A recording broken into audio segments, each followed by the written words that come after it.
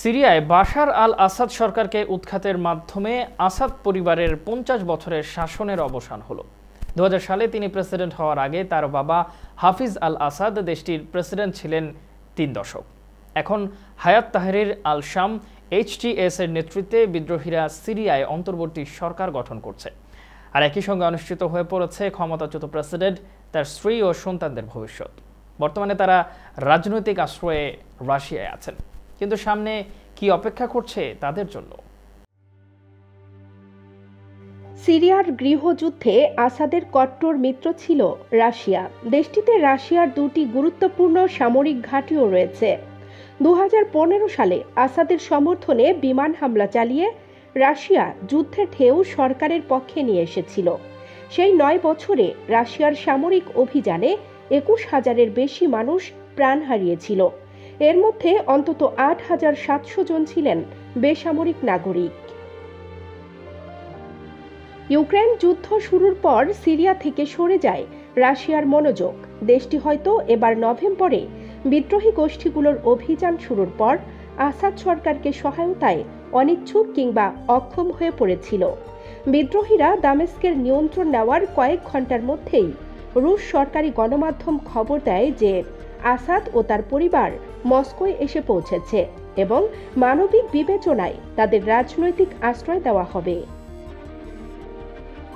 আসাদের স্ত্রী আসমার বাবা মা সিরিয়ান হলেও তার জন্ম পশ্চিম লন্ডনে হওয়ায় ব্রিটেন ও সিরিয়ার দ্বৈত নাগরিক তিনি।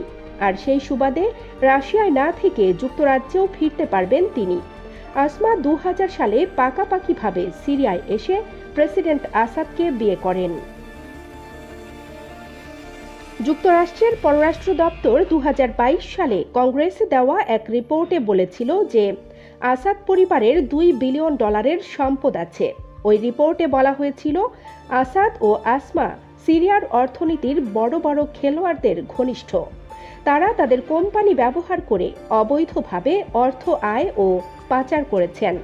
সিরিয়ার অর্থনৈতিক সংকট নিরসনে যে কমিটি খাদ্য ও জ্বালানি ভর্তুকি, বাণিজ্য ও মুদ্রার বিষয়ে গুরুত্বপূর্ণ সিদ্ধান্ত গ্রহণ করত, এমনকি সরকারি বাহিনী নিয়ন্ত্রিত এলাকা পুনর্গঠনে যেসব বিদেশি সাহায্য আসত তার উপরেও প্রভাব বিস্তার করেছিলেন আসমা। আসাদের পতনের পর অ্যামনেস্টি ইন্টারন্যাশনালের মহাসচিব বলেছেন, সিরিয়ার মানুষ ভয়াবহ মানবাধিকার লঙ্ঘনের শিকার হওয়ায় বড় ধরনের মানবিক বিপর্যয় হয়েছে। এর মধ্যে আছে রাসায়নিক অস্ত্র ও ব্যারেল বোমা হামলা সহ বিভিন্ন ধরনের যুদ্ধাপরাধ। এর সঙ্গে ছিল হত্যা, নির্যাতন, গুম, খুনের মতো মানবতা বিরোধী অপরাধ। তিনি আন্তর্জাতিক আইন ও মানবাধিকারের মারাত্মক লঙ্ঘনের তদন্ত ও বিচার নিশ্চিতের জন্য আন্তর্জাতিক সম্প্রদায়ের প্রতি আহ্বান জানিয়েছেন। রাশিয়া নিজের নাগরিকদের কখনো প্রত্যর্পণ করে না, তবে অন্য দেশের নাগরিকদের জন্য আইনি প্রক্রিয়া আছে। আসাদ রাশিয়া ছেড়ে অন্য কোনো দেশে যাবেন না, যেখান থেকে তাকে সিরিয়ায় ফেরত পাঠানোর সুযোগ আছে বা তাকে অপরাধের জন্য অভিযুক্ত করার সুযোগ হতে পারে। Kanis Fatema Nipa, Bangla channel, news desk.